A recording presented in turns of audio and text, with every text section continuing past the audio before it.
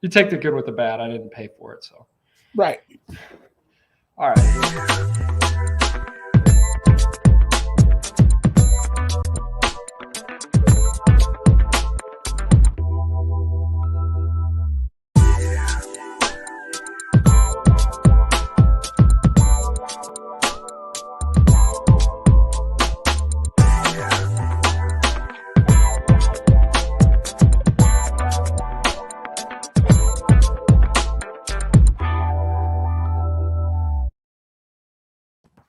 Welcome to Just Say the Truth, nothing but the truth. And if you tell a lie, I'm going to have you kicked off the show. It is me, Cole Raines.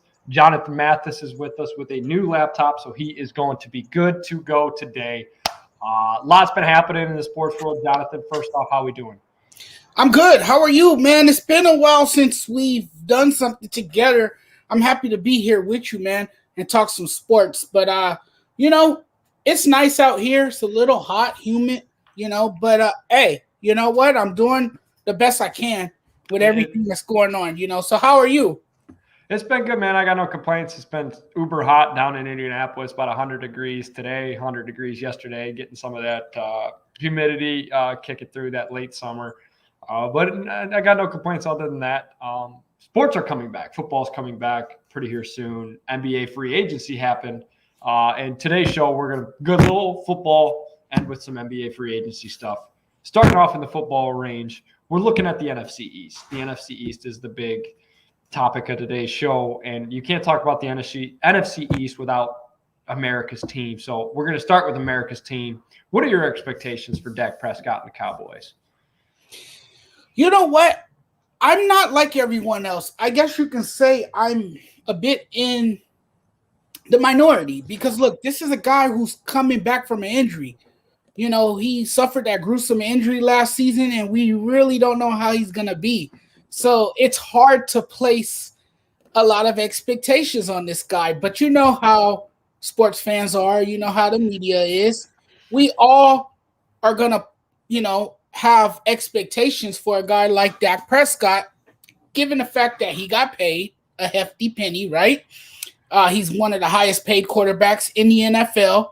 So there is a lot expected of you when you get top dollar in the NFL, in any professional sport. That's not just the NFL. That applies for any professional sport. So, yes, Dak is going to be under a lot of pressure this season, and I think he welcomes that pressure. I think he invites it.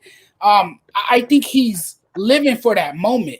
But when you put on that helmet that has the star logo on the side of it, yes, there is going to be a lot expected of you. And I think he knows that. He knows what team he signed up with. And, he knows that he's going to have to be at his best next season. Now, do I think he can be at his best? Sure. Because he has weapons around him. Look, Dallas is loaded on offense. The question that remains to be seen is how well are they going to perform defensively? I think that's a area of concern for the Dallas Cowboys, right? Their defense. That's something that has plagued them for a long time. That's something that has been an Achilles heel for them. And that's something that we've talked about for a very long time is their, defense that hasn't played very well. But I think we know what we're going to get from the offense. We're going to get a lot of scoring. They're going to put a lot of points on the scoreboard. But they're going to have Ezekiel Elliott to be the guy he was in his rookie season. They're going to have to have an explosive running back, one who can take a lot of the pressure off of Dak Prescott. And if they can do that, I think the Cowboys can go very far. Do this division look like it's theirs?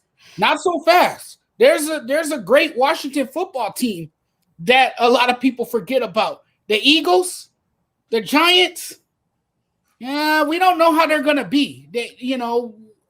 We don't know because the makeup of those teams is not up to date, up to speed with the Dallas Cowboys, right? So I don't expect much from the Giants or the Eagles. I know the Giants will have Saquon Barkley back, which will be good for them. But the Eagles are a question mark. So I have to give the advantage to the Dallas Cowboys to win the division. I like what you brought up with Washington. We can get into Washington here next after the Cowboys talk. Cowboys defense, they've made a slight couple of upgrades. Marcus Lawrence is still there. Jalen Smith's still there. Leighton Vander Esch is still there. If they can stay healthy, that's a core 3 guys in your front 7 that are pretty solid. Secondary is a little suspect.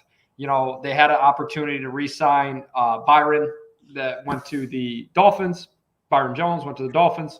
They had a chance to trade for Jamal Adams, didn't do that. They've had opportunities to upgrade this secondary, the part of the defense that's plagued them the most. And here we are talking about the same issues with the defense 2 years later after both of those things happened.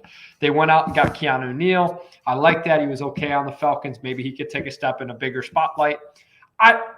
Dallas is just going to be that mid to above average, slightly above average team to me forever. That 10-7, 9-8. Now that it's a 17-game season, and I think that's how the entire NFC East is going to be. Looking at the strength of schedule, the hardest 3 or the bottom 2 or the hardest 2 schedules are the Cowboys and Eagles. 31 and 32. Those are the 2 hardest schedules. And those are the 2 easiest schedules. Oh, I misinterpreted that. Combined winning percentage, those 2 have the easiest.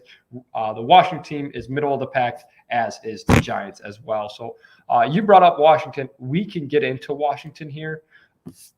I think this is the division winner. I'll let you speak on it because you brought them up, but I don't think there's another team better. Well, they are exceptionally well coached, right? They have one of the top defensive players in the league who came out of Ohio State. I'm talking about, help me with his name. Chase Young, yeah. Chase Young, he's a phenomenal player on defense. And, I just think Washington has what it takes to possibly come out of that division, yes. I don't know. I just still like the Dallas Cowboys. I don't know if it's because of who they are. I don't know what it is about the Dallas Cowboys, why I favor them to win the division. But look, Washington can very well, repeat as division champions, and I don't see why not, with the pieces they have in place. And they had a good year last year.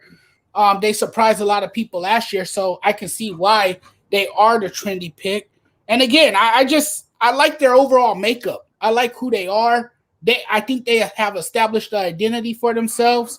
They have a bunch of playmakers. They have guys that can get it done. They have guys that have shown flashes of brilliance. So, yeah, the Washington Redskins, well, formerly known as the Redskins. I'm sorry, I apologize. But the Washington football team, the team that still doesn't have a nickname, they can very much be in contention. I'm all over them. If I had to put a division future down, if I was a betting man, I think I'd look at the Washington football team. The Washington football team, they have Ryan Fitzpatrick at the helm. Ryan Fitzpatrick led a 10-6 Dolphins team to second place in a very tough AFC East with the Bills and the Patriots. I know the Patriots had a down year, but still 7-9. And anytime you go up against Belichick, it's never easy. If Fitzpatrick did that, obviously him and Tua staggered games, but Fitzpatrick won a couple of games with a pretty putrid offense around him. I mean, outside of Devontae Parker, Myles Gaskin was a surprise for the Dolphins last year, but there wasn't any star caliber talent in Miami surrounding him. Now you got Jalen Waddle there, and AFC East will be for another day, but you go to Washington, Logan Thomas is one of the highest paid tight ends now. Antonio Gibson had a breakout rookie season. Terry McLaurin was a breakout wide receiver last year. Curtis Samuel from Carolina, he's quick in the slot. He has weapons to play with. You have a defense that you can kind of be a game manager for a little bit with talent around you. And I don't mean to compare it to a Super Bowl squad because I don't know if the Washington football team is a Super Bowl squad, but growing up in Chicago, that Bears team with Grossman, that's kind of what I'm getting the vibes with. They have a young defense that's very fast, very hard hitting, will cause turnovers, and they have a quarterback that's maybe not the best player, but a good surrounding squad around him. So I like Washington's chances. I'd like to see what their odds are at the Super Bowl. I don't think they'll win it, but if it's a heavy underdog, it's worth considering. I'm a Fitzmagic believer too. So.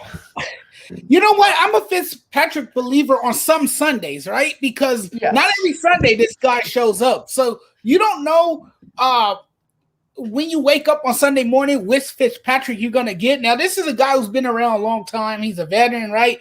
He's entering his 17th season, and he has been able to amazingly pull off some ridiculous magic tricks, But to me, I feel like he's opportunistic. He's an opportunistic quarterback, right? Things happen for him at the right time. When it looks like it's going to go bad for him, he suddenly has this big game where he performs well.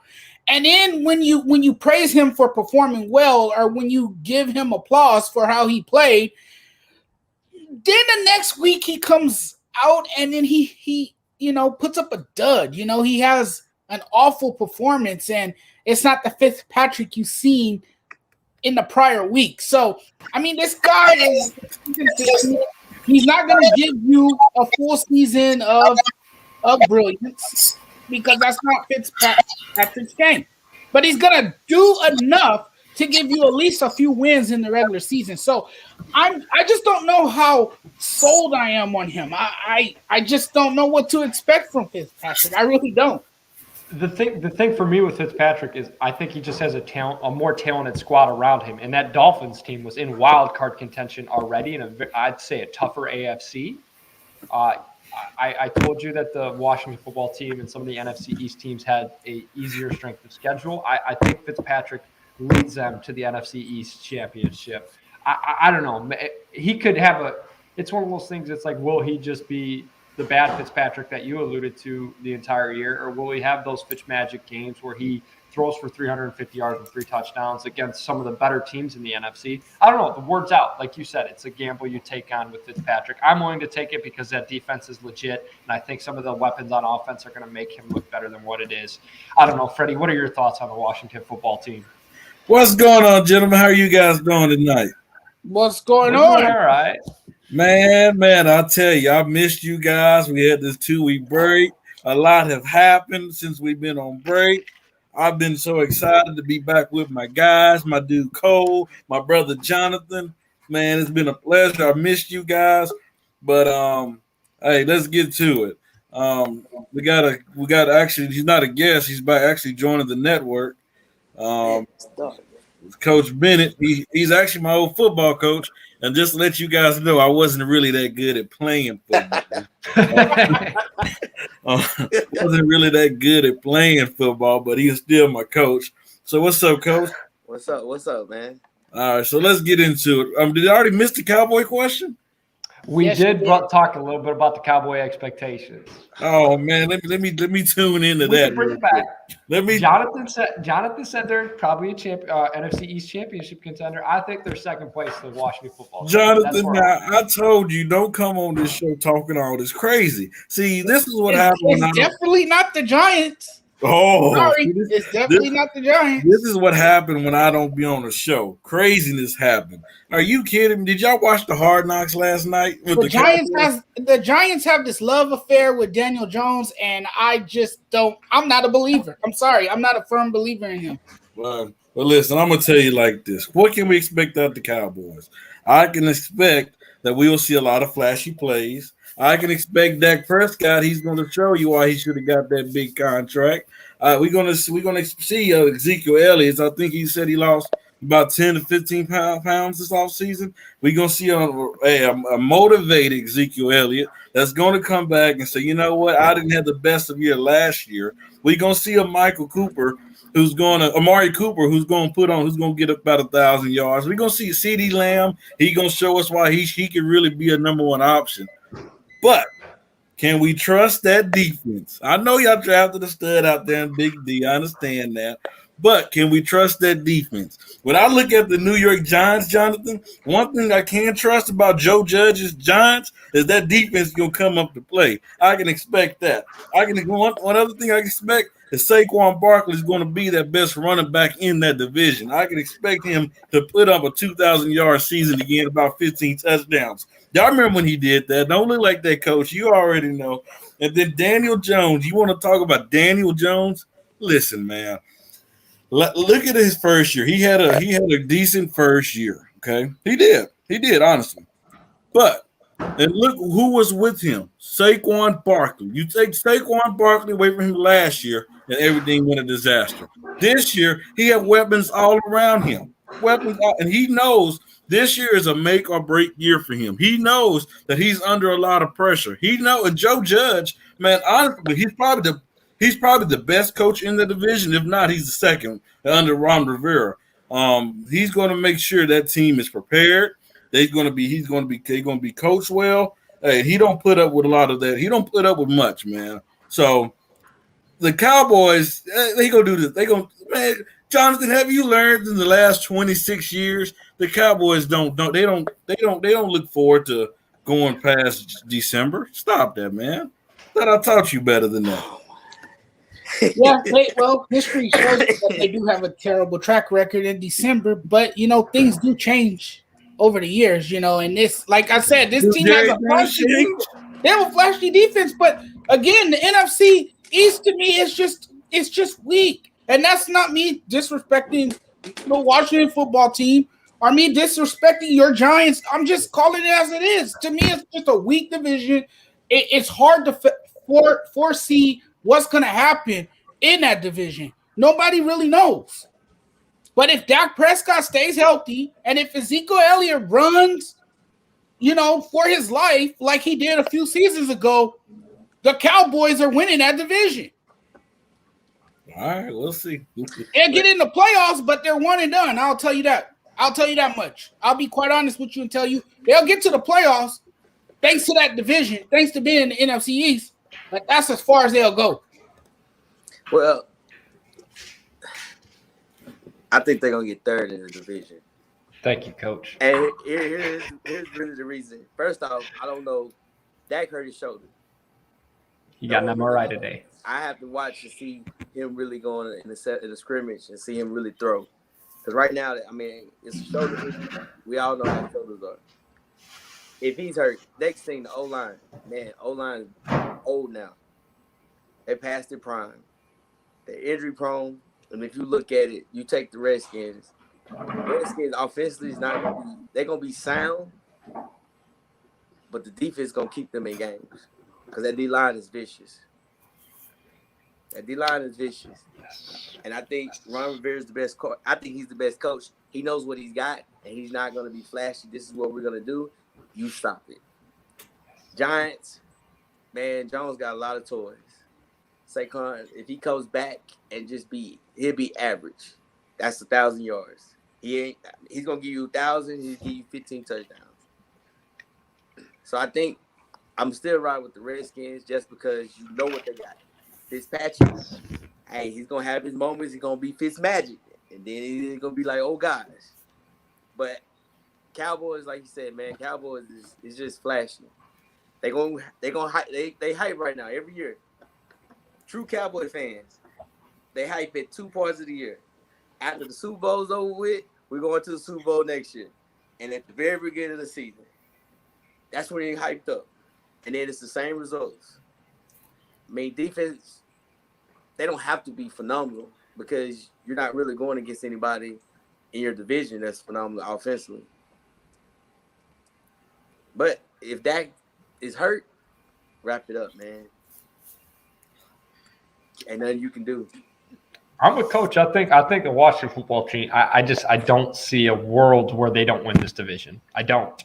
Cole, what you don't? Are we really about to sit up here and act like Fitzmagic don't have up and down games? Are we not gonna act like this Washington? But you gotta realize something. You're not asking Fitzmagic to throw 40 passes. You got Antonio Gibson. You got Peyton Barber. You got J.D. McKissic. You're not asking him to do that. You're asking him to do this right here. Here you go. And then look. Oh, let me trick you over the top. And look at what he had with the Dolphins, and look how much they won. The Dolphins had Devontae Parker. Could you name one other player on that offense? And they went 10-6, 9-7, or whatever it was. I can't. It reminds me a lot of that Bears team, that the double doink, like that below the average quarterback and a great defense. Like that's what it is to me. So I don't know. I think I'm with Coach. I think Washington's gonna be a tough out. Right. I will say this though about the Giants. I like what Dave Gettleman has done. As No, far as no. I'm not letting you bring that Dave Gettleman trunk in. We want him out of New York. He got to go. He done made you too may many want him bad out of New mistakes. York, but he has put the priority on the defense. Will you say you guys got a Dory Jackson now? I watched him at USC. The man could play in the secondary. He's good on special teams. I mean, you guys got a good player there in the Dory Jackson. So you guys did get some upgrades in that defense. It'll be interesting to see. Yeah, but Dave Gettleman, to me, he made the mistake long time ago. He chose an aging Eli Manning over a young superstar wide receiver and Odell Beckham Jr. Okay, Dave Gettleman, to me, hey, and you know what? And if this year we don't make it to the playoffs, That's in the past, though. That's in the past. And at the time, no, it's bigger than that. Beckham Jr. was a nutcase. Admit it, he was. But guess what? When you're producing, normal teams will put up with all that. And Odell was producing, but guess what? He had an Asian quarterback who could not give the man the football. And then the problem, and listen, the problem that I have with Dave Gettleman, the Giants' offensive line has been horrible for the last how many years, and he has yet to address that. So if Daniel Jones struggles this year because of the offensive line, he needs to be gone. Yeah, you could blame that on some of the regime before this one. You could blame some of that on Reese. Yeah, but you could blame general manager. He didn't address the offensive line. That was the issue there. And when they had Coach McAdoo, it was just as bad then. So I think Dave has done a better job revamping the team than the regime before him. Hey, Kenny, we're gonna make the playoffs. Y'all just watch. Hey, we'll see. We'll see. We just, Dave Gettleman to me have not impressed me yet. I mean, he's got a lot of flashy players, but the key is the offensive line. I mean, there's this young line, but that's the key. That's not. But that's been hindering their success for many years now. Like I said, that was the former regime as well. The quarterback, man, he's the key. The quarterback's the key, but if the quarterback don't have the line, he can't do anything. Barkley can't do anything if they get in. It was so bad a lot of times Daniel Jones get a sack right when he hiked the ball. I mean, it's just that bad. Now you could put Tom Brady with that offensive line, and he probably won't have as much success. Then again, I could be wrong because Tom Brady is who he is, the GOAT. So, yeah, that's true, Tony. It has been bad before him. But he's been there long enough where, it need to be some changes be made, and hey, we'll see. My bad, Cole. I just had to put Jonathan in his place, but that was Cowboy slander. No. I'm just looking at offensive line numbers from 2020 now because I'm interested to see where the Giants stack up, and it is just about where you'd expect them. It is young. They are young too. So yeah, they're 31. 32 was the Chargers. So if we wanted to play like the young quarterback doesn't have an offensive line game, Herbert put up numbers with arguably the worst offensive line last year too. So did we expect Daniel Jones to be like Herbert? I'm just if you wanted to play that excuse, they're both. Well, it's not an excuse. And then the question is, did the Giants take the wrong quarterback? I think everybody was surprised that they went Daniel Jones instead of the quarterback that went to Washington. I can't think of his name right now. Dwayne Haskins. Yes, a lot of Giants fans were very upset with that pick. It wasn't because I like Daniel Jones. I'm a huge fan of him. I'm not a believer in Ohio State quarterback, so that's I just don't. Name me one that's won. My boy Will got a prediction for the Cowboys: 7-9-1. Maybe. I think that whole division is going to be 7-9-1 again. I'm not sure. Yeah, it's a division that's up for grabs. Anyone could really probably pull it off. My guess is just the Cowboys. I just find them the trendy pick to be the trendy pick. You see?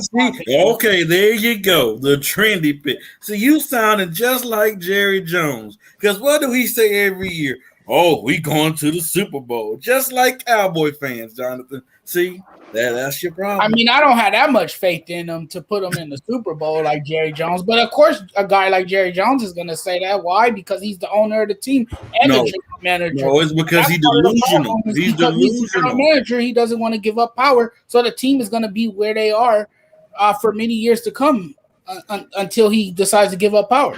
Jonathan, how old are you? 36, almost. Do you realize you was about 11 years old the last time the Cowboys even been to a Super Bowl? I mean, you was a kid. Hey. Yep, I remember that. I remember those Cowboys. So we're just writing off the Eagles, all of us? Yes. Yeah. I mean, Eagles. It's a problem when the Eagles head coach can't name Hurts the starting quarterback, okay? I mean, that's a problem. They got Joe Flacco. It's not a problem. Nah. I don't think that's just the answer. I don't think that's that. You just do that just to mess with people. And he wants to feel like he's in control. Everybody knows who's the quarterback, man. You know it. I know it. It's not a secret. Hurts is going to be the quarterback. All right. We'll see. Unless they're waiting on the Deshaun Watson trade. That's the only reason why I can see they have named Hurts the quarterback.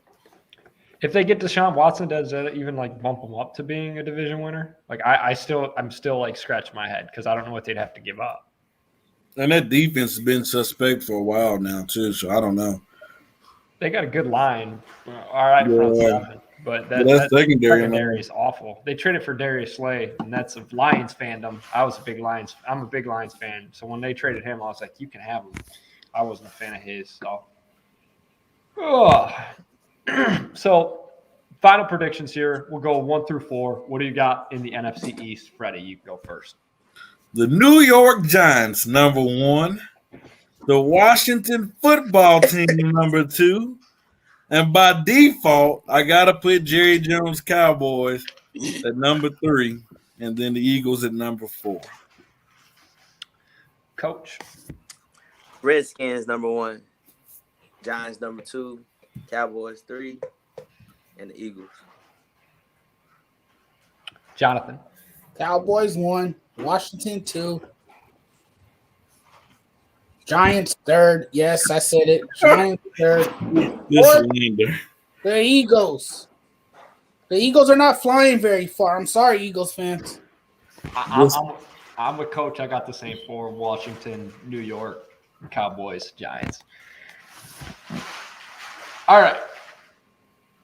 NBA happened. A lot of free agency stuff happened in our little 2-week break. And I want to start off by saying Dennis Schroeder is arguably the biggest fumble I've ever seen. Well, that's what happens when you bet on yourself and you lose. Okay? He took a gamble. He gambled on himself, and he lost. You know, he went to the casino, tried to hit the jackpot machine, the slot machine or whatever. You know, it didn't go his way. And look, he loses out. So now he settles for less. He has to take what's given to him because, you know, the market was slim for point guards as it was to begin with. He luckily ends up going to the Boston Celtics because Kemba Walker is no longer in Boston. That's the only reason he fits there now. He makes a great fit to hopefully, you know, complement guys like Jason Tatum and, you know, Jaylen Brown. But, I mean, is this where he really wanted to end up? Did he really, you know, he wanted $100 million. The guy's crazy. $20 million at that, sir. That's what that guy's crazy. He's a mid-level player at best. You're not going to get $100 million from anybody. He's a mid-level player. The guy couldn't even hit a freaking layup in Game 4 against the Phoenix Suns, for crying out loud. And you think you're deserving of $122 million? Get out of here. He got what he deserved. $5.9 million. He got what he deserved. Take it or leave it. He took it. You got to look at it. Offers on the table. He took it. Well, you got to look at it. Look at Reggie Jackson, who got hot in the playoffs and had that great run. What, he ended up getting like 2 years for $22 million? Yeah, about 10, 15 million a year. Yeah. Dennis Schroeder. Dennis Schroeder has to be the dumbest player this week. Has to be probably one of the most dumbest players in NBA history. You had an opportunity to play in Los Angeles with LeBron James and Anthony Davis for $84 million. Good riddance. And he said no. I don't understand. I can't believe it. I can't believe it. Hey, us Lakers fans, we happy. We good. Thank you. You could kiss that $84 million goodbye because he won't ever see it again in his lifetime. That was the last time he'll see $84 million. Hey, so what's the question, Cole? The question are, what are the winners and losers of free agency? And I started off with the biggest loser of free agency, which was Dennis Schroeder. I think he was arguably the biggest loser of the summer. Yes. But who's your guys' biggest winner of free agency? You want me to go first? Yeah, go ahead, Freddie. I'm going to go with the loser first. Okay. My loser is the New Orleans Pelicans, okay? You want, Zion Williamson, there's already been rumbles before free agency that some of his family members want him out of New Orleans. So, David Griffin, what should that tell you? That you need to execute. You need to make big-time moves to make your star player happy. You're already in a small market, okay? These small market teams already complain about not getting big-time free agents. They already complained about all that. So you have a young nucleus of Zion, B.I., and you have Lonzo and Josh Hart. I don't know why people forget Josh Hart, and why is he still a free agent? I don't know why. Somebody need to pick him up because he's a dog. He's a 3-and-D player, and he hustles, okay? When you talk about Lonzo over the years, when he started in LA, he was known not to be that good of a three-point shooter. But look, he improved that shot. He's a guy that made easier shots for Zion and B.I. He's a part of their young group that is learning. And then you just let him walk. And you got Devontae Graham, but let's be honest, he's not the value of Lonzo Ball. And then the most craziest thing I heard on the report is that they was making room for Kyle Lowry and Chris Paul. You only make those kind of moves when you have insight of somebody want to come to your franchise. They had none of that. And so, with that being said, they didn't do much in free agency. So to me, I would not be surprised within another year, this season, they don't make it to the playoffs, and Zion requests a trade to get out of New Orleans. So that's the losers of the free agency. My winners, well, you already know where I'm going with this. I could say the Miami Heat. Miami Heat did make some big moves. They got Kyle Lowry. They got PJ Tucker. They got Markieff Morris. They brought some dogs into Miami. Hey, and the Brooklyn Nets better be afraid because Pat Riley got him some dogs that fit his culture in Miami. But I'm not going to Miami. I'm going to the Lake Show, Southern California, where my brother Jonathan live at right now. The team that has 17 championships. A team that have LeBron James, Anthony Davis. Woo. Can we go ahead and put some respect on Rob Pelinka's name?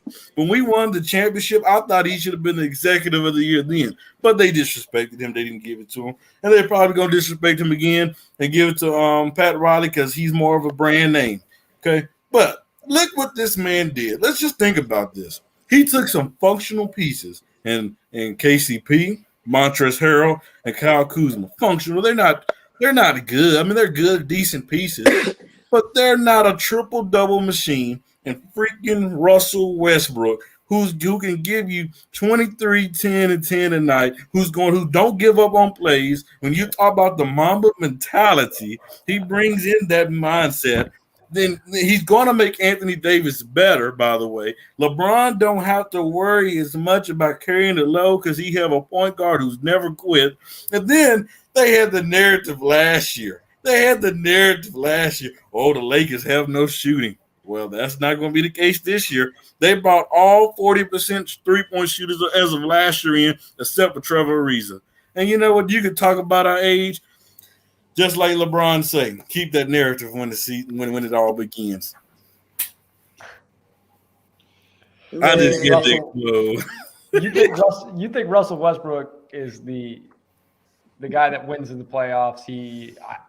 Look, I've loved what they did with the shooting personally, and this is going to sound awful as like piling up stars. I will. Hey, you cut your hater out, man. Hey, you know what I'm telling the truth. Hey, William, don't worry. I'm not picking the Lakers as the winners. I'm going with the Charlotte Hornets. You know, I think the Charlotte Hornets. I think they had as good of an NBA draft as anybody in the league. The question not draft is free agency. Look, they got the electrifying guard from UConn. You know, it's not draft, it's free agency. Oh man, but the Hornets are building something special, and let me get to that. You're not letting me finish. Okay. The Hornets also, you know, they traded for a solid starting center in Mason Plumlee. No, Jonathan, y'all have a good night. Come on, man. They doing something special. I can see it. You know, and then they still have LaMelo Ball. This team is going to be something to watch out for. Hey, you know what's going to happen? I mean, huh? You know what's going to happen? You know what's going to happen? What's going to happen? Ball's going to go to a bigger franchise and make more money.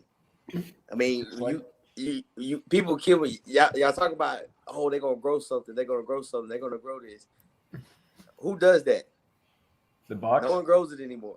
The Bucks. Like you went on your rant about the Pelicans. No one wants to go to New Orleans. You need superstars. You don't need regular players. You don't need average players. You need more. You need superstars, especially when it comes to the playoffs. You can grow a young team, but what are they going to say? They need a superstar. What they say about New York? New York was good, but they don't have a superstar. You take Atlanta. Atlanta has a what? A superstar. They got a superstar. Trae Young is a superstar. Ball is good, but he's not a superstar. You like once you get to that level where you at that superstar, the superstars change games.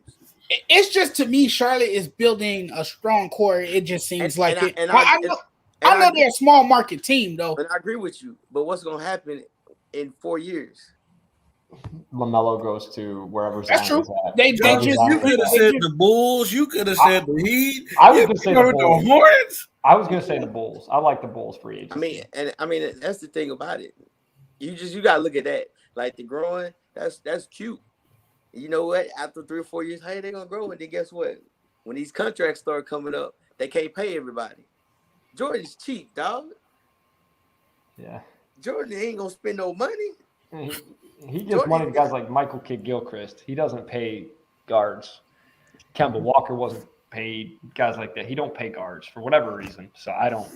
So, but my biggest loser is the Portland Trail Blazers. Yes. And here's why. I don't think they tried hard enough to keep their superstar player happy. Damian Lillard. They didn't build anything around him. They paid the same guys.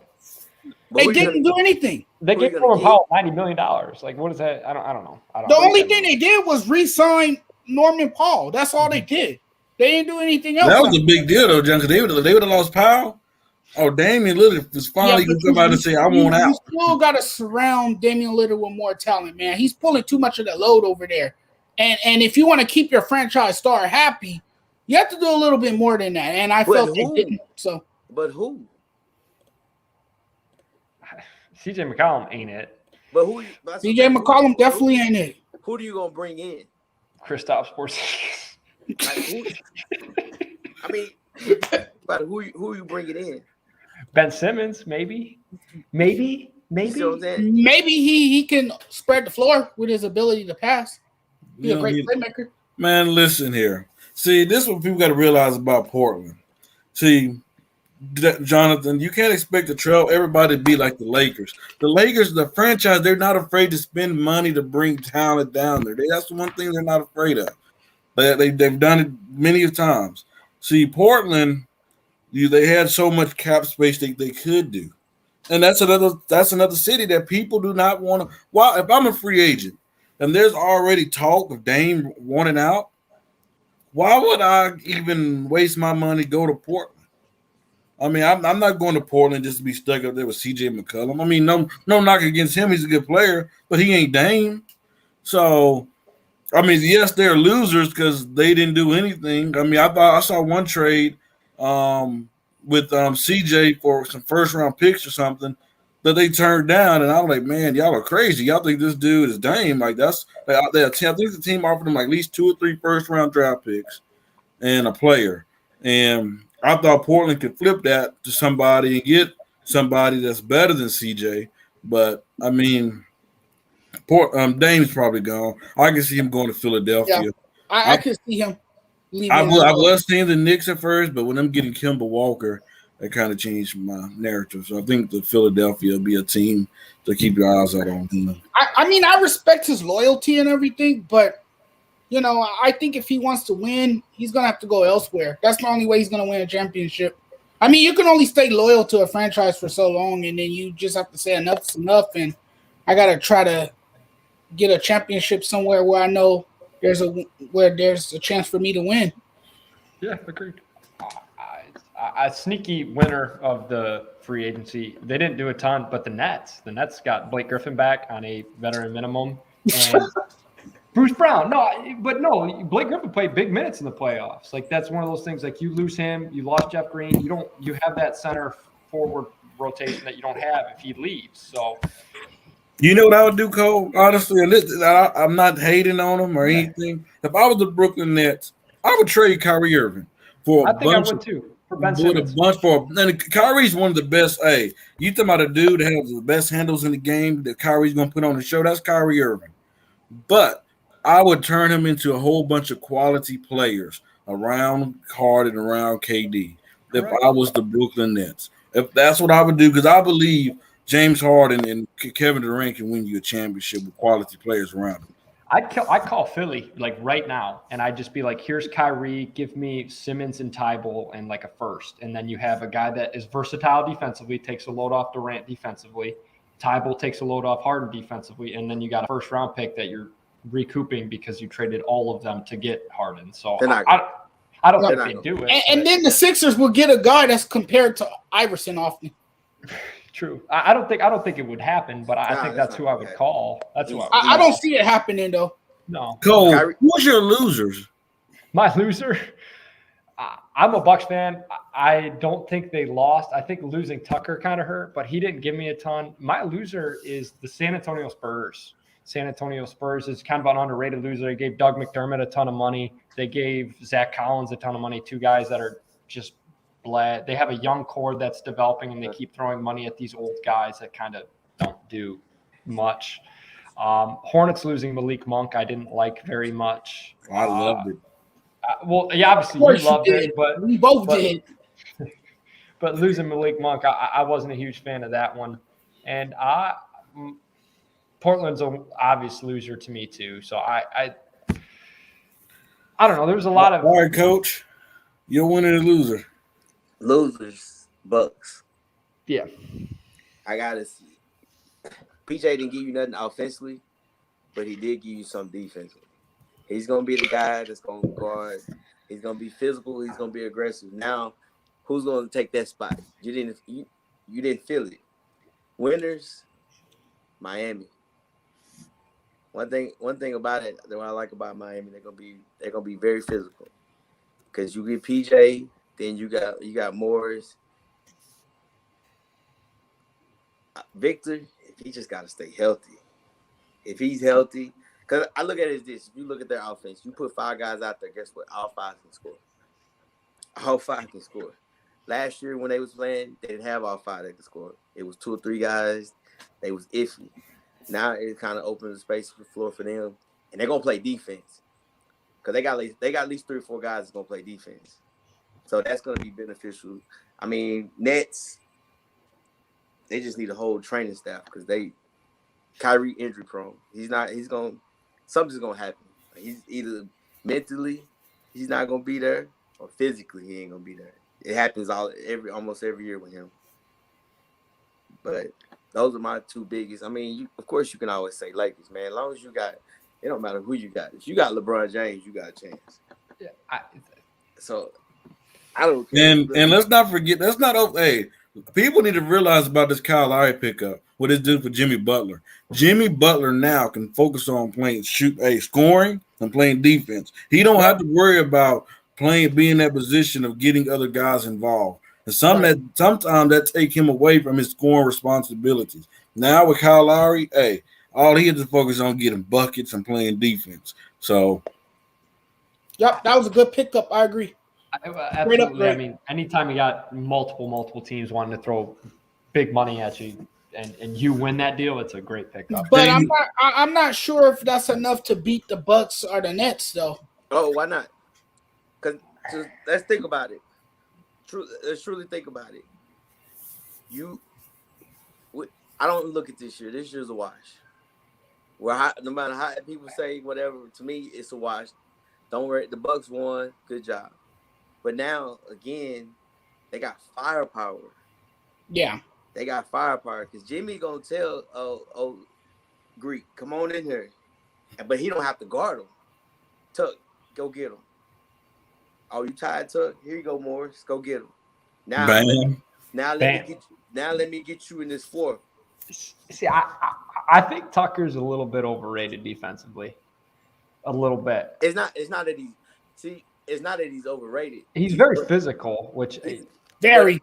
But that's what you need in the playoffs. Wears him down. But I mean, KD and Booker were routinely giving him 40 points, like routinely, and that's one of those things. Like I think it kind of got lost in the shuffle. Like he was brought in to be this elite defensive guy, hitting corner threes, and he did really none of the offensive stuff and half of the defensive stuff. Well, KD and Booker's and Giannis are different players, bro. Well, that's what I'm trying to say. So, like, he's going to stop Giannis, but he can't stop KD and Booker. I don't know. Because he stopped Giannis. What's Giannis do? He's physical, but I mean, Giannis is 8 inches on him. Good, what, 15 feet and under? Yeah, Giannis got like 8 inches on him though too. But it's still. I mean, you can pack the lane. Yeah, now you got the wall with Bam and Butler and Tucker. I get you can establish a wall for sure. Yeah. But when you look at KD, when you talk about KD and Booker, one thing about them, they can shoot anywhere. When you got guys that can shoot anywhere, he can drive to the goal. They're mid-range guys. They shoot a lot of mid-range and plus shoot a three. I mean, that puts you in a bind of covering. Now, but when you just got a guy, all he does, I'm coming through full speed. He can't really have a jump shot. He can be physical with him. Now but you got to realize it goes both ways. You guard Greek. Butler, you chill. Who you guard? Who's Butler guarding? Middleton. Even if you don't have to guard Middleton or someone else. Duncan Robinson's gonna check him. But you see what I'm saying? Regardless of the situation, even that now even Butler, I don't have to dribble the ball. I don't have to take over because I got Lowry, I got Victor, I got Duncan, I got shoot. Victor's a guy I find it hard to believe back into. I get the Lowry pickup, but Victor, like he was great, but ever since that ACL injury, knee injury, he has not looked. Hey, Cole, it's a cheap deal. They not. Hey, if he don't turn out right, low risk, high reward. I get but it. He's not the guy that you're sitting there. He's not a dependable. It's not. I don't need you. I feel like I don't need you in October, November, December, January, February. Let's strengthen your legs. It's not a rush. I can gradually get you 5 or 10 minutes. I'm not saying you need them for. You give them 15 minutes a game. 15 minutes a game is better than that other guy that's on the end of the bench. Yeah. I mean, about 10, 12 points. That's the thing where people, like, when you got scores and when you got these guys, it's like, even if you say the Lakers, you're setting it up to where how can I benefit, give people rest? I know my top dogs, LeBron or Jimmy Butler. How can I give them rest? Oh, you don't have to guard the best player until the fourth quarter. Or to the last 3 minutes. Oh, you don't have to play 48 minutes. Now, hey, go sit on the sideline. I know I got shooters or I got scorers. Because now if you really think about it, man, it's not really defense no more. Who plays defense? Like a legit defense. A couple guys, but nothing. But as a team. Oh, as a team, not in today's NBA. Maybe in the 90s, but not today's NBA. Just speed it up. Because like I said, you see, and I think Milwaukee, I know they won. I think the coach sucks. He's a terrible head coach. No, he's a big toe away from getting fired. Like legitimately. I think he sucked, and I just think he just got lucky because Phoenix, they didn't make no adjustments when they started doing the pick and roll. They just let it happen. But I truly, truly just believe I like Miami. I don't trust the Nets. Offensively, they look good. names look good, but they're not winners. They never took the team. They was the co-star. Like Durant had to learn how to win when he was with Golden State. Like Kyrie was the co-star. He was hanging on the coattail of LeBron James. And then here, I need you to go do this. And we all know James Harden chokes in the big game. And then we got to realize that this Heat team, they're dogs. Hey, Kyrie, KD, well, they kind of sensitive. What's gonna happen in the heat of the moment when those Heat? Because that Miami team, none of them backing down for anything. Hey, they're gonna do the gritty grind. Hey. Having a stacked roster doesn't guarantee you a championship. No, it's not. But it's not necessarily. It's not necessarily. I wouldn't say stacked because Jimmy cares about winning. He doesn't care about anything else. Lowry, he just wants to win. Like, so it's not about. They're not about their stats. It's more so, and they're in Miami, so they have one of the top 3-4 coaches in the league. Spokes. I just feel like that they're gonna utilize each other. Like Jimmy doesn't have a problem. Hey, you get the ball, you go do your thing. Where more so where you go to the Nets, it's I gotta get my stats. Like here, I'm gonna go get my shot. Now you come down and get your shot. Now I'm gonna go get your shot. Mm-hmm. And I just feel like that in the East it's just Miami. It's really Miami the Nets. My opinion. I know, like I said, I know the Bucks won. They're the champs. You gotta give them their respect. I give them their respect. Do you? Yeah. You give them respect because this is what I say. They called me disrespectful when I said this. Shout out to them. They won. Hey, kudos. But let's not forget. The Bucks got lucky and the Suns got lucky. And luck's come with every championship team. Luck's come with everyone.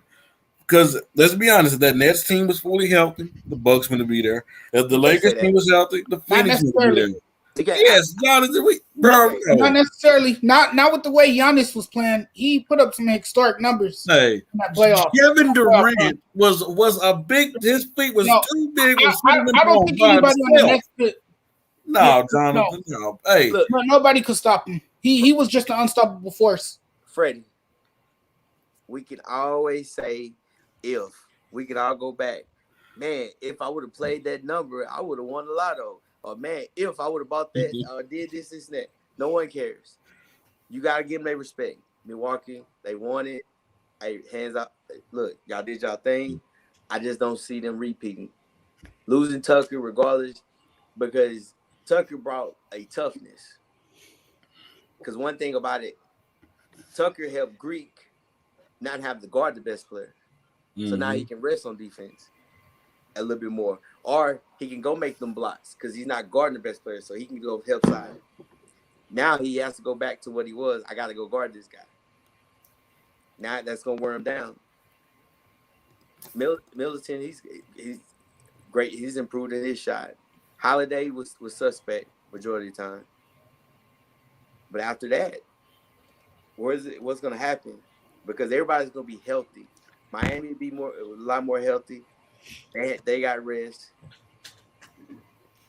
I don't. The Bucks. I mean, it's a big bank on a couple of things. One, that Dante DiVincenzo is going to take another step after being hurt. I don't think he will. I think he's just a middling role player.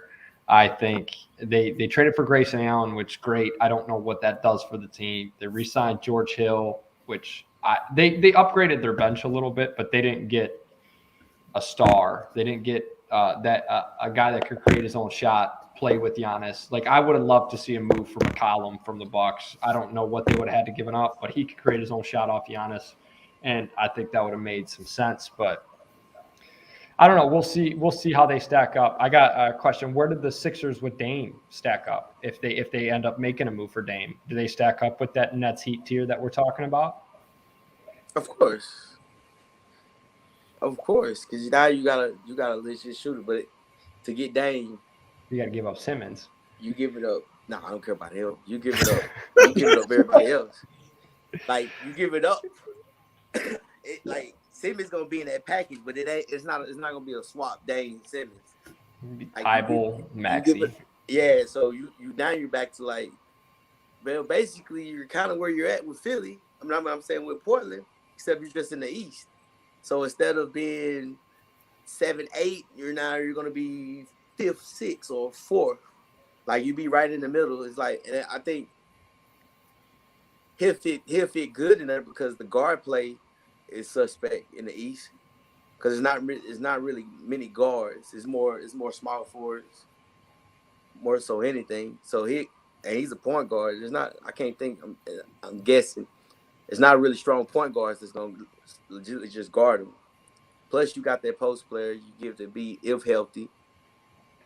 But I don't think they'll do that trade because now you got a shooter, but you lose your other 30, 40 points. Yep. All right, final question here before we round out the show. I think we all know our answers, but who is the favorite for the NBA title at the end of free agency? Freddie, I know your answer, but you can go first. No, I don't want to go first. I go first too much. Jonathan, you go first. You need to go first. Repeat the question. I think you said who's the favorite to win it all? What did you say, Coach? Who's the favorite to win it all? After free agency, yeah. I got to go with the Lakers. A one-and-done championship. Go, Freddie, so you can get all excited and loud and we get this over with because you're going to go like 2 minutes. You long. All right, listen, man. Hey, I don't see anybody beating this Laker team because you know why? People want to talk about our age. Oh, they're old. They're old. Yeah, we're old. We got age. But guess what? We have experience. Because if you ask me, I don't think this team 10 years ago would have won. They would have been caring too much about their egos. Hey, this team has a mindset. They're going to do whatever it takes to win. And that's where their mindset is on. They're going to do whatever it takes to win. Russell Westbrook coming back home to LA, playing for the franchise that he grew up watching. You heard him at his press conference. I used to try to sneak out of school to go to the parades. Kobe Bryant with his favorite players. Hey, he's gonna do whatever he needs to do to win. Okay, Manny, please answer this question. How far is the Cowboys going? I want to see how what kind of fan you are. And listen, they all came to LeBron's house. They talked. AD going to the 5. Hey, I think I said this before he went and got Russ.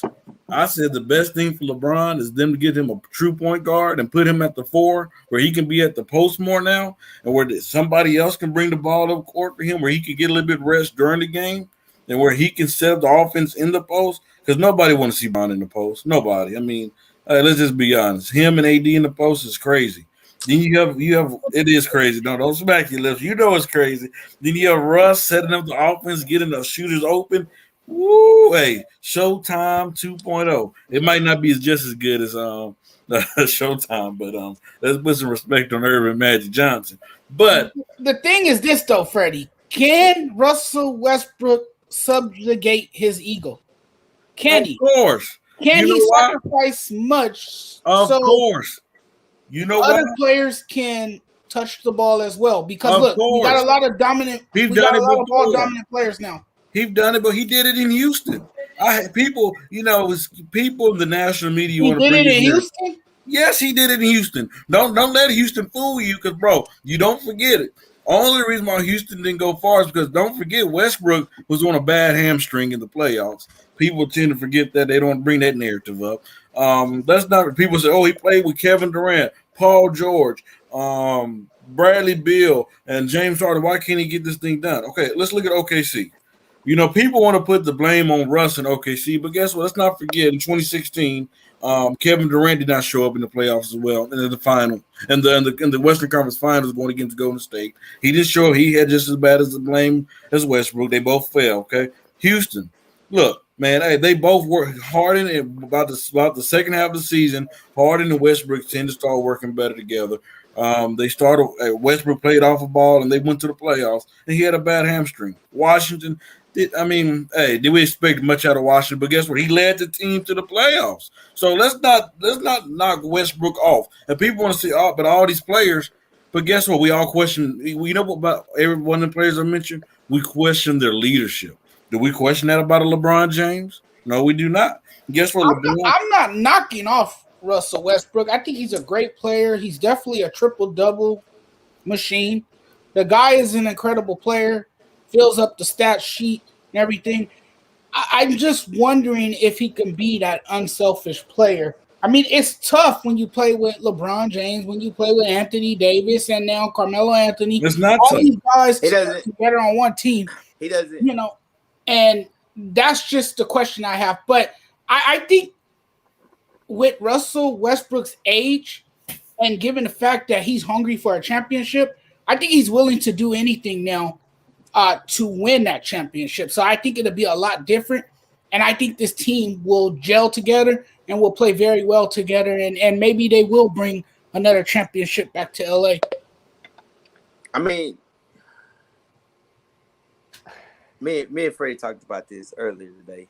And I said I like the Lakers. You can't, regardless, however you want to put it, you can't bet against LeBron until you do it 2 years in a row of just terrible or getting hurt. Number one, I think Westbrook, he's gonna give you enough to win games or keep you in games, because you gotta realize you want LeBron to stay at the 30, 35 minutes a game. So when LeBron comes off the court, different from AD, you know Westbrook's gonna give you a triple-double. So when he comes on, Westbrook's gonna give you all him. Now also with Westbrook's athletic ability, he can play good off the ball with LeBron. LeBron, what is he known for? He's known for his passing. He can see the floor. So like the cutting and everything else, I think that'd be great with Westbrook. Like I said, most important thing for them is Anthony Davis. He's got a new trainer, see if he's gonna be healthy.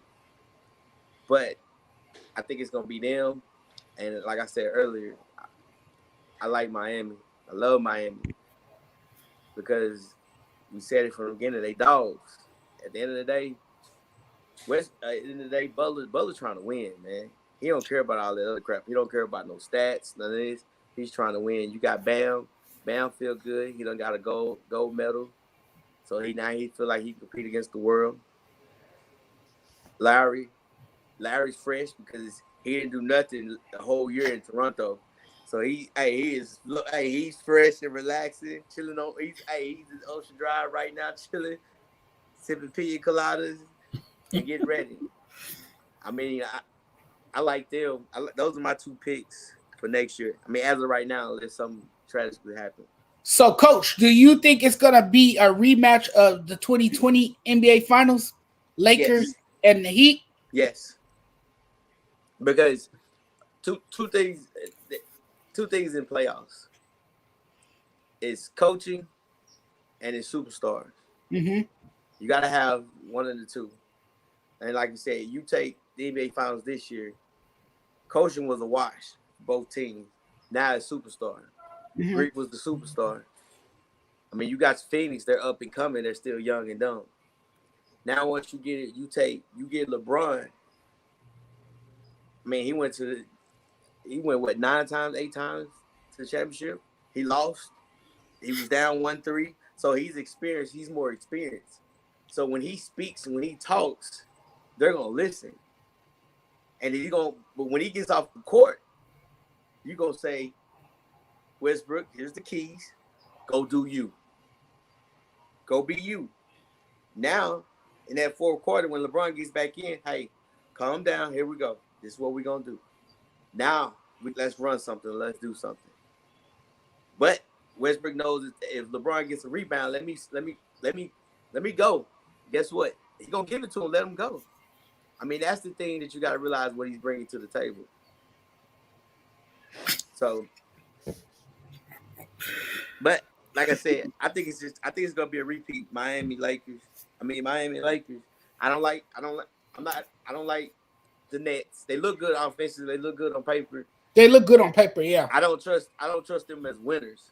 Like, I haven't seen KD win one without help. That's the thing with KD. He needs a lot of help. he needs a lot of help to win championships. That's the thing with KD. I mean, the Bucks. I think Tucker was a loss, man. I understand you say he's not a good defender, but that's somebody. Lean on him. Oh, no, and that's a rotation piece too. I'm with you. So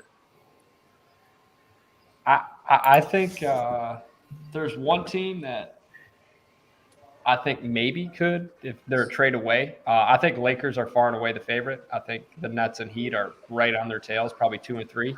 But I think that 4 to 5 range, Warriors, Sixers, I think are two teams you can watch out for. Because Cole, I'm sorry to cut you off, but can we say? I'm tired of this Warriors nonsense. Okay, listen, the Warriors. Though the Warriors No, are it's not. no. Prolific backcourt. When those two guys are healthy, they can do some damage in the league. Come on, Fred. If they trade for Pascal Siakam, that's a roster. That's a roster there. But even if they don't trade. Even if they get Ben Simmons, you got to see how what's name comes back, because he's becoming victor of California. Because Clay, if Clay comes back healthy and he's ready to go, I gotta give it to you, because then now you got they're gonna be pretty much back to how they was before they got KD. Exactly. And can you win in today's NBA when you're talking about a trio of 3? Yes. Of big threes? Can they win? I don't think they. Yes. I don't think they can win the championship, but they could present a lot of problems. But you got to realize in the playoffs, you got to win because you got to realize something. They created the 3 game. They changed the offense. You got 2 of the best shooters, 40%. 40, because then now, what are you gonna do? Who are you gonna double team? You go double team Steph? Okay, I'm gonna swing it around, and then Steph plays great without the ball. Clay can shoot. Clay is proven he can give you 40 in 20 minutes or 10 minutes. I mean, they got athletic. I liked the Kuminga pick too. He's looked great in summer league, and I take summer league with a grain of salt. I know that's kind of the big joke with rookies and stuff, but Kuminga's a long, lanky body. If he develops a shot that's going to play, I think there's a potential trade package that they could put together. I look at them and the Sixers equally, because those two teams are teams that shown they can get to the conference finals, get Warriors to the finals, and they're a trade away from being that next step. So maybe they'll trade with each other, get Simmons to the Simmons to the Warriors. I don't know, but I think those two teams. Trying to get rid of Ben. Well, there's a report. Simmons wants out bad. So there was a report that I'm inside Golden State. There's some that want to do the Ben Simmons trade, and some that don't. They don't feel like Ben Simmons and Draymond on the court together is a good fit. Probably not, no. But I wouldn't doubt it. No, neither are. Didn't Ben Simmons have beef with Joel Embiid? No, Simmons ain't calling the team. And I can't really blame him. Maybe this is a talk for another time, but he's not reciprocated any calls from the team. Sixers are calling, he's not answering, because 1, Rivers don't like him. 2, Embiid called him out after the Hawks series. 3, the fans hate him. So why the hell would you want to be in Philly? You know what I'm saying? Your superstar hates you, your coach is talking bad against you, and your fan base is talking bad against Philadelphia you. What I heard as well is that he cut off communications with the team, and his agent is doing the communication with the team, and they're trying to find out a way to package a deal to get him out of. I wouldn't trade him. I mean, they still got 4 years on this deal. I wouldn't trade him. Very disgruntled though, but that's the thing. That's the thing, Freddie. A lot of these superstar players now assume so much power that they can get their way now. Well, they can almost dictate where they will end up in the future. Paul George literally went to Sam Presti, said, "I want to go to the Clippers." He's like, "Okay, exactly. You're going to the Clippers." Thank you. He didn't even. He's like, "Well, Cole, let's not forget there was some shady stuff by Mr. Kawhi Leonard. Let's not forget about that with the Russell Westbrook stuff. Let's not forget about that, my friend. Yeah. So, but no, I think it's Lakers, Nets. I just can't pick against KD. I'm a KD guy. I don't like all the off the court stuff, but he's a tremendous talent. I think it's Lakers, Nets, Heat in that order, and then the Warriors and Sixers are two teams we just can't look behind. So you, the NBA is just so predictable. You could always call it before the season even started. It's not like football or baseball. it's not really. Was last year predictable? Did anybody have the Heat going to the finals in 2020? So, I mean, everybody had the Lakers going though. True. well, because that's who we are. That's who we are. Yes, And Robert in, Sacre. in prior years, Graham everyone Hill. had the Warriors in Cleveland every year. Well, that's Everyone knew that would be the matchup every single year. I mean, LeBron versus Steph Curry. And man, when they played each other in that playing game, that playing tournament, they just hyped that. They hyped that game up so much. They made it all about LeBron versus Curry. Like, but that's your superstars. They're gonna do that. But I just felt like that was overhyped though. They just put too much. They just put too much attention on it. If you look at football, NFL, you take the NFL, you got the Chiefs and what? Browns Tom and the Brady. Bills, and then you got Brady and Rodgers. Yeah. Like, I mean, it's all predictable. It's superstars. The only sport that's It creates a narrative. Now, I will say this: you best believe when I come on, just say the truth. I'm gonna hype this up because I'm on this show. What y'all talking about? I thought you were talking about these Lakers. I'm about to say, man, I'm about to go. If you talk about the Lakers, I'm hanging out. No, if the only sport that's somewhat like volatile and like changing teams that are in the championship is baseball, and baseball still has the Dodgers every year floating around it. But I mean, you look at the past couple of World Series, you get some of the same teams, but it quickly changes. So I think that's the only sport you can truly say that it's somewhat. But they got cheated out of 2 or 3 of the World Series. This is true. That's another conversation for another day. Yes, this is true. Hey, with Freddie on this show, we might have to rebrand this show and name it "Just Say the Truth About the Lakers." Yeah. I say truth about everything. You already know. Cole, you ready to take us home? I'm ready to take us home, man. This has been Just Say the Truth. I'm Cole. That's Freddie. That's Jonathan. That's Coach. Thanks for everybody listening. Have a good week. Hey, I will say everyone. Take care. Thank you, Coach, for coming on, man. Hey, I'm glad to break over. I'm glad to come back on here and to give Jonathan a lesson. Thanks for your vast knowledge, Coach. We really appreciate it. All right, thank you. That was Great awesome, stuff. man. Thank you. Yeah.